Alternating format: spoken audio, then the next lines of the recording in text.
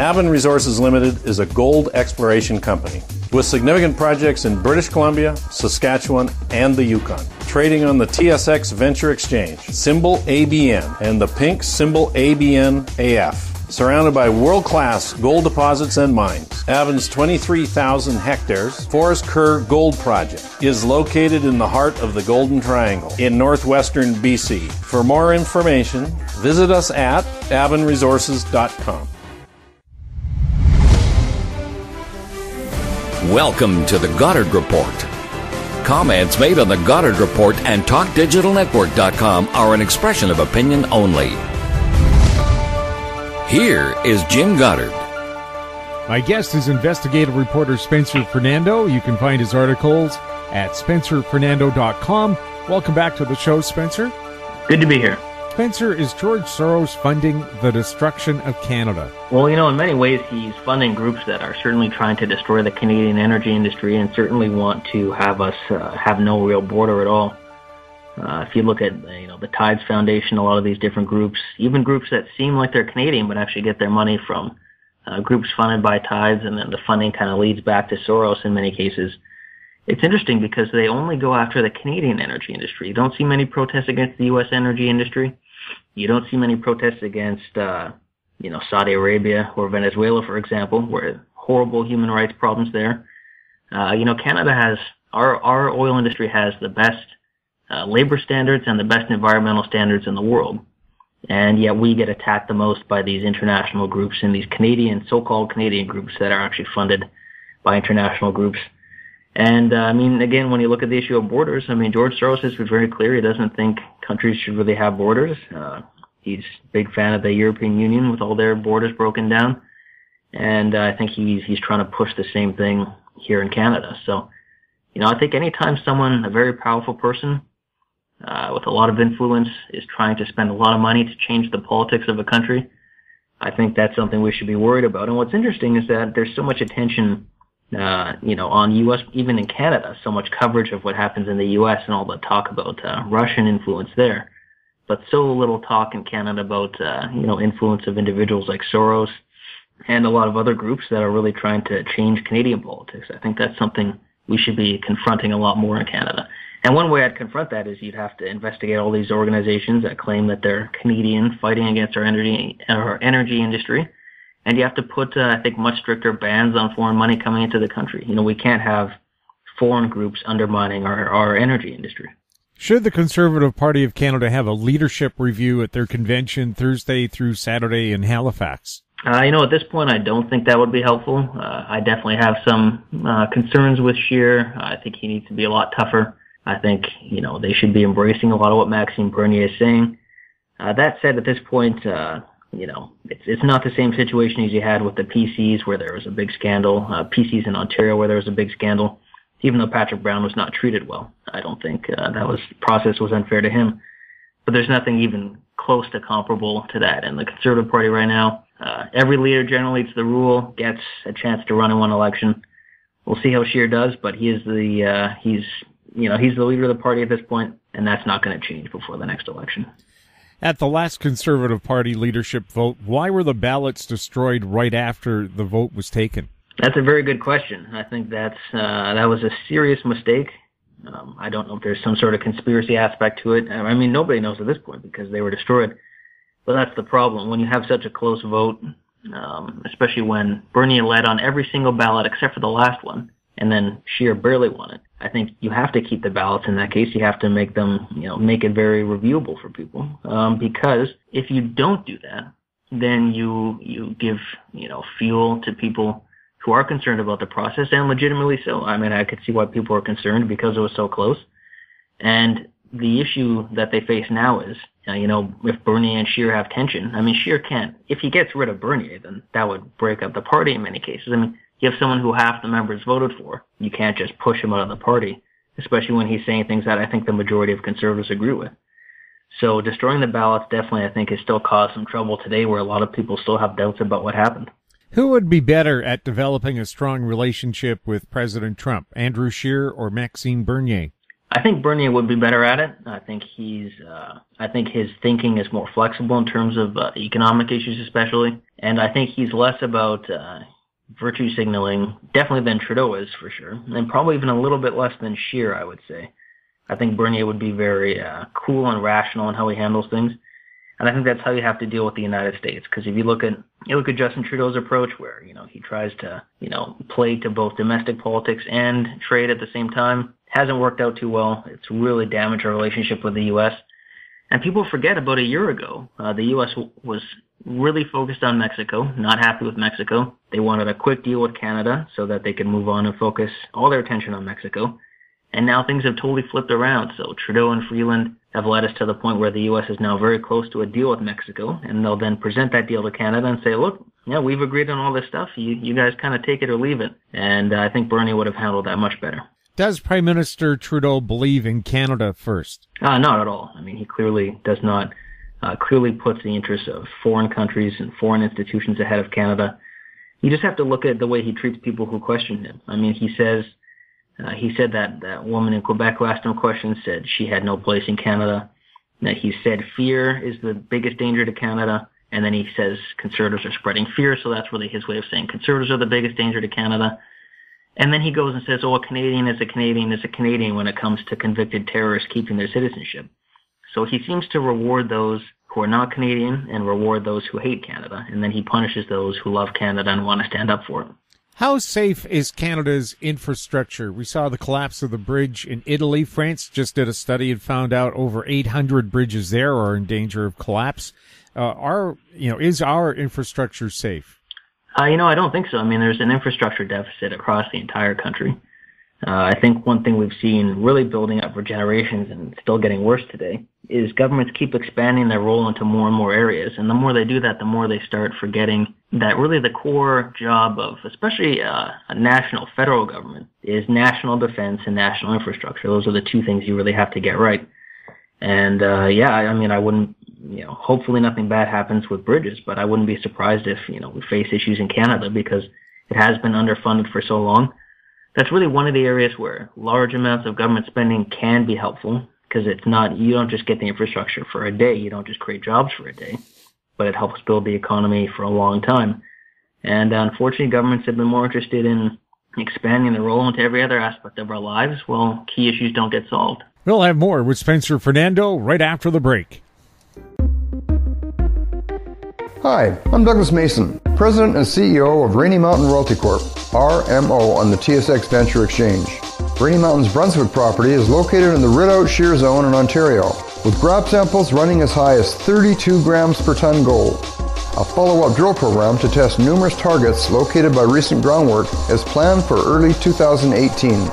Please visit our website at rmroyalty.com.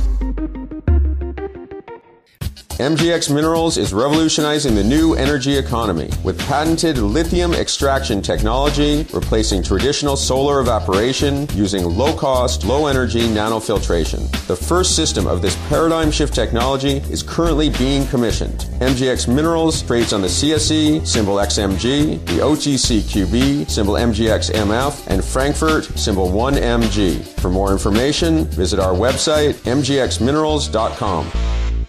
Welcome back. We're speaking with Spencer Fernando. Prime Minister Trudeau stirring up the waters when he called a person who asked about the costs of the undocumented immigrants, calling her a racist. Was he right to do that? Because she used a particular term that talks about old-time Quebecers. No, I don't think he was right to do that at all. I mean, it's interesting that what she's basically asking is the same thing that's been asked by most provincial premiers, including the Premier of Ontario, which is, are you going to be reimbursing provinces for the costs of people, illegal border crossers? And for him to say that that's a racist statement makes no sense. And even for her to bring up, old stock Quebecers or whatever term she used, I mean, it is true that that's, there's people who've been in Quebec for a long time, from a French background, and mentioning that I don't think is offensive at all. So I don't know really. It seems like what Trudeau's trying to do is just anyone who questions him on immigration, he demonizes as much as he can, and he's trying to silence any opposition. Well, traditionally, doesn't Canada look for immigrants who are going to help the country, not people who come in undocumented? Yeah, that's the thing. I mean, it's interesting. There's a poll out today showing that there's almost no support for more immigration, which is what Trudeau's doing. He's increasing it dramatically. And 49% of Canadians in an Angus Reid poll say they want less immigration, and then 31% say they want the same amount. So, he's not really, he's not doing what people want to do. And what's interesting is that if you have people crossing illegally, you're going to lose support for the legal immigration system as well, because people will lose trust in the whole system. So the more people enter illegally, the more the government doesn't do anything about it, the more support for legal immigration seems to be suffering as well. Are the undocumented people backing up the system so that people who were pre-approved to come to Canada now have to wait?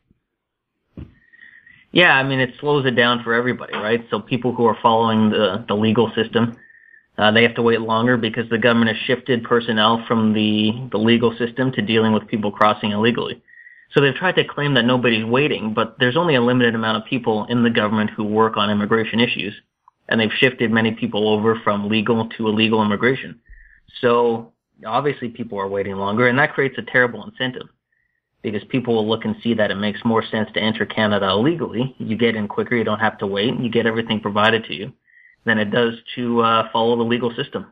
Well, people who sponsor immigrants say that their system's been backed up horribly and they can't get people in, even though they're willing to pay their costs.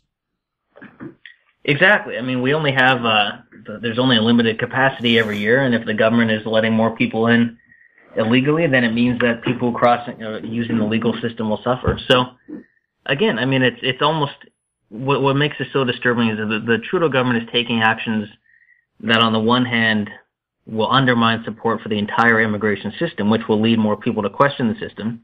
But then the more people who question it, the more the government calls them racist and bigots. So they're creating a problem and then attacking anyone who points it out. Has there also been a problem with employers who need to import specific skill sets? Is this a whole kerfuffle with undocumented workers or immigrants discouraging them from looking for help that they desperately need? Well, I think so. One of the big things that the government is doing is they're increasing the amount of what they call family class immigrants compared to the percentage of people who come in through the economic stream, economic class immigrants. So that's going to make it, in some cases, the ratio at least will be different in terms of people who are coming because of specific job skills and people who are brought over by family members. They're ending the lottery system. Was that a fair system? Because a lot of people felt that people who'd done, again, everything legitimately were being put off for years. Yeah, I'm not a fan of any kind of immigration lottery system. It should be based on merit, and it should be, if someone gets their application in, that should be reviewed first. It only makes sense to do it that way. Now, the Conservatives have their own immigration controversy with Maxime Bernier saying we're already too diversified and don't need any more diversity. Andrew Scheer backing away from any support for his statements. Is this a divisive issue for the Conservatives? Well, actually, I like what Maxime Bernier said. What he was saying is that true strength for any country, you can have a country of a lot of different people, and Canada does, and that's a great thing. But you have to focus on unifying people and unifying values. If you just say, diversity is strength over and over and over again, and you never say what Canada really stands for, what Canada is about, then the country is going to weaken over time.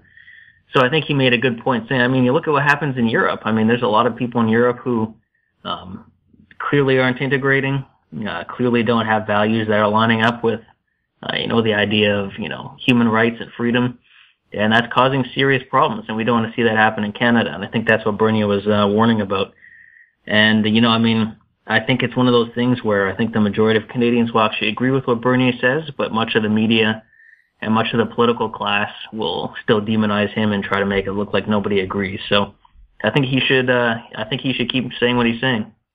Should Canada have a system where immigrants to the country have to go to other cities other than Vancouver, Toronto, and Montreal?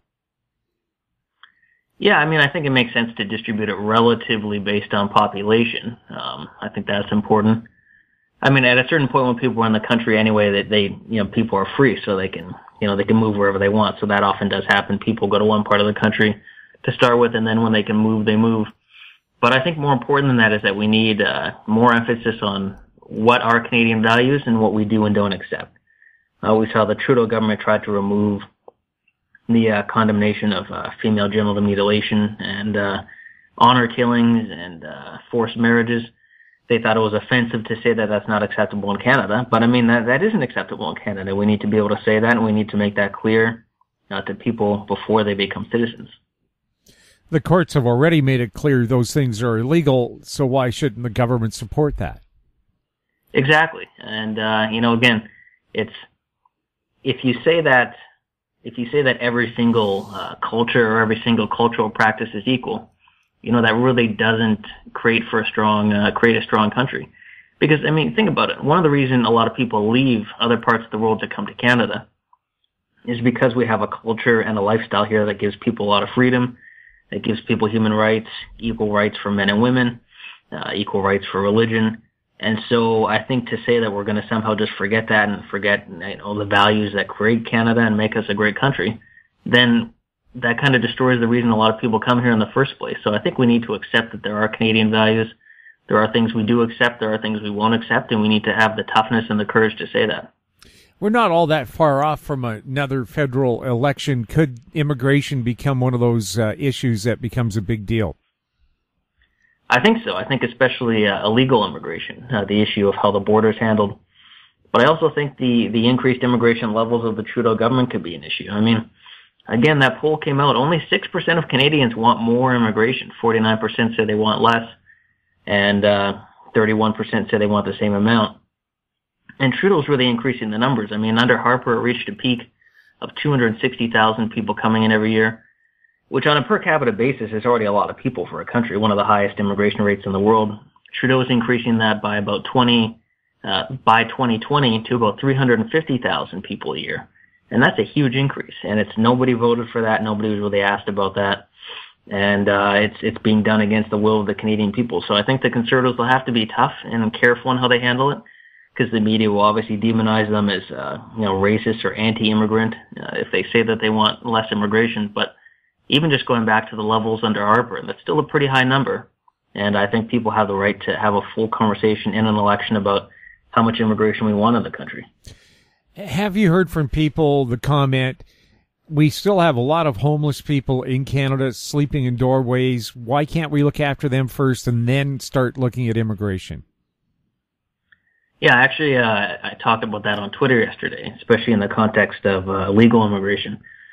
I said, so long as there's, any Canadian who's homeless, so long as any seniors are living in poverty, and so long as any veterans are being told they're asking for too much, we don't really have a cent to spend on illegal border crossers. And what really angers me about the government is when they say that, oh, this isn't a crisis because we can afford it. We can afford to deal with it. But if you have people in your own country and your own citizens who are suffering and not getting help, then you really can't afford to help anybody else. Because the whole point of the Canadian government is to help Canadians, not to be helping people from other countries. I mean, it would be nice if we could help everybody, but we have limited resources, which means we have to choose who we help, and Canadian citizens must always come first when it comes to what the Canadian government is doing. How come people who cross illegally get more care and attention than people who go to border crossings? We've all watched those border shows where we don't like the way you look or dress or your record. You have to turn around and go back to where you came from. How come the cops who are right there at the border can't do the same thing? Well, part of it is a loophole in the Safe Third Country Agreement that people are exploiting. The government could easily either close the loophole by designating the entire border as a legal border crossing, or they could just be tough. They say, okay, you enter Canada legally, then you don't get any government benefits, you don't get any welfare, you don't get anything like that, and we'll seek to bring the person back to the country not the U.S., because you can't bring them back there because of the agreement, but bring them to the country that they were originally from. And, I think if the government did that a few times, word spreads quickly around the world these days. I think you'd see a huge drop in the numbers very quickly. But clearly the Trudeau government doesn't have the toughness to do that. We'll have more with Spencer Fernando right after the break. I'm Brian Fowler, president of Blind Creek Resources Limited, listed on the TSX Venture Exchange, ticker symbol BCK. Blind Creek is focused in the Yukon, Northwest Territories, and British Columbia. The company's key property is the Blend Project, one of the largest undeveloped lead zinc silver deposits in Western Canada, plus plans to advance the recently acquired, fully permitted historic Engineer gold mine in the Atlan district of northwestern BC. Check us out at blindcreekresources.com. Don't miss out. Stay informed. Receive the HowStreet.com weekly recap with thought-provoking podcasts, radio, and articles delivered to your inbox. Sign up for the HowStreet.com weekly recap on our homepage at HowStreet.com. Welcome back. We're speaking with Spencer Fernando. Spencer, Conservative leader Andrew Scheer is going to take a 9-day trip to India. Do you think he's going to play Mr. Dress-Up like Prime Minister Trudeau did? Well, I hope not. That didn't work out too well for Trudeau, and I think it wouldn't work out well for Scheer. Scheer is very boring. I don't think anyone would really dispute that. The flip side of that, though, is that he seems very competent. He doesn't seem like when he speaks, he doesn't really make any mistakes. And I think he should just be himself as much as he can in that case. Just wear a suit, be serious, meet with people, project competence. He's never going to be able to be more interesting as a politician or as a public figure than Trudeau, but he can definitely be more serious and seem like a more competent person, and I think that's what he should focus on.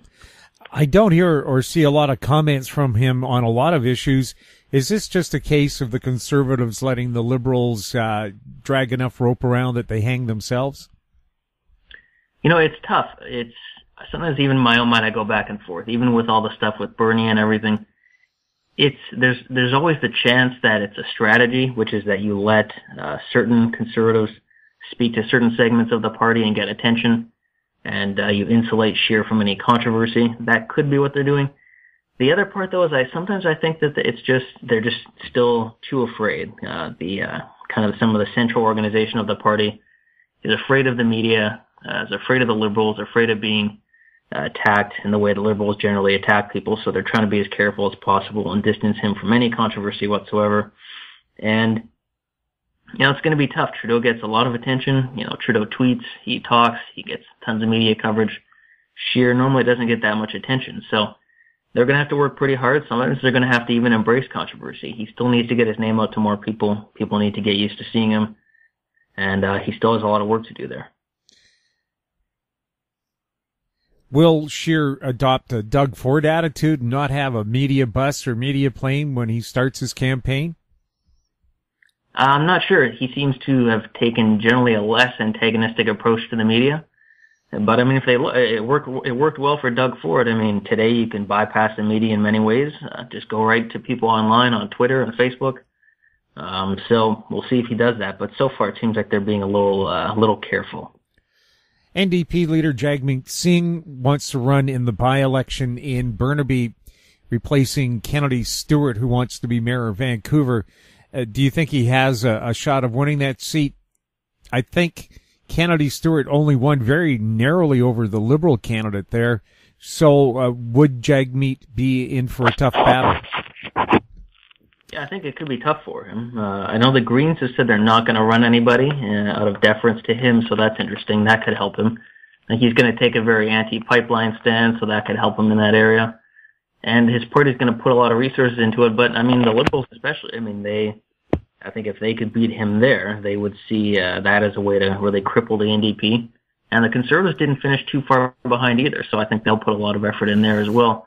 So we'll see what happens. He definitely has a chance to win, but it's not nearly as certain as it should be for a party leader.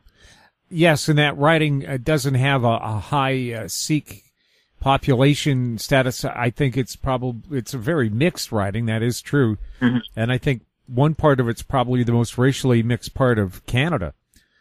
Yeah. So it is an interesting riding, but whether they would support him because he's the leader of the NDP, and again, not all that recognizable in a community where a lot of people from Southeast Asia are very recognizable. Mm-hmm. Yeah, he's not doing too well as their leader if you look at their poll numbers or their fundraising, so they definitely have significant challenges. And I mean, he also lives in Ontario, so that's going to be an issue. You know, people are going to say, why are you running in a riding you're not even close to? So that'll be difficult for him to overcome. Yeah, does he know the difference between East Hastings and Willingdon?